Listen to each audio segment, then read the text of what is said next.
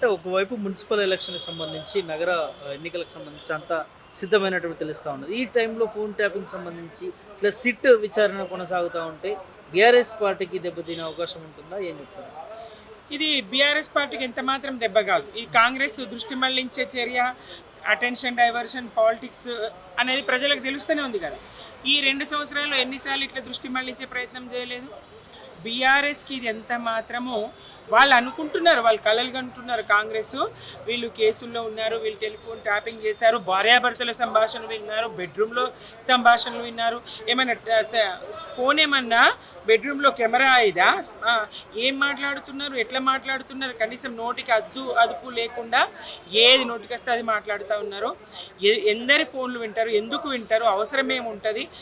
అది శాంతి భద్రతల సమస్యగా పోలీస్ శాఖ కానీ, నిఘా వ్యవస్థ కానీ ఎవరైనా మరి సంఘ వ్యతిరేక కార్యకలాపాలు జరుగుతూ ఉంటే అట్లాంటి సందర్భంలో జరిగిన దానికి ప్రభుత్వానికి ముడివేసి లింకులు పెట్టి మొన్న హరీష్ రావు గారిని, తర్వాత కేటీఆర్ గారిని, ఇవాళ సంతోష్ కుమార్ గారిని పిలిచిన తీరు చూస్తూ ఉన్నాము.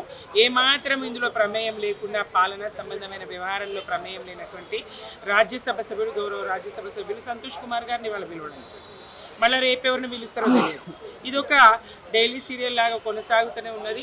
బహుశా రేవంత్ రెడ్డి గారు అధికారంలో ఉన్నన్ని రోజులు ఈ సీరియల్ కొనసాగుతూనే ఉంటుందేమో. ఇది అంతులేని కథనేమో, ఇది ముగింపు లేని కథనేమో, ఒడవని శుద్ధేమో అన్నట్టుగా ఈ టెలిఫోన్ ట్యాపింగ్ వ్యవహారం నడుస్తున్నది.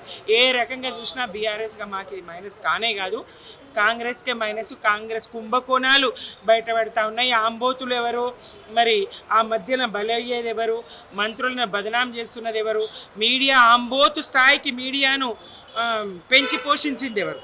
మీడియా ముఖ్యమంత్రి గారే స్వయంగా మీడియాను ఆంబోతు అన్నారంటే, మీడియా సంస్థలను ఆంబోతులతో పోల్చారంటే, మంత్రులను కేవలం లేగదూడల స్థాయికి కుదించిండ్రంటే ఏ స్థాయికి వాళ్ళని పెంచి పోషించిండు, కారణం ఏంటి?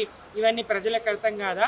మళ్ళొక్కసారి ఎన్నికల ముందర హైదరాబాద్ ఎన్నికల్లో అయితేనే, ఇతరాతర ఎన్నికల్లోనైతే ప్రాంతీయ విద్వేషాలు రెచ్చగొట్టి ఆంధ్రలో ఓట్లు వేయించుకుందామనే కుళ్ళు బుద్ధి కుతంత్రము బయటపడ్డది కదా.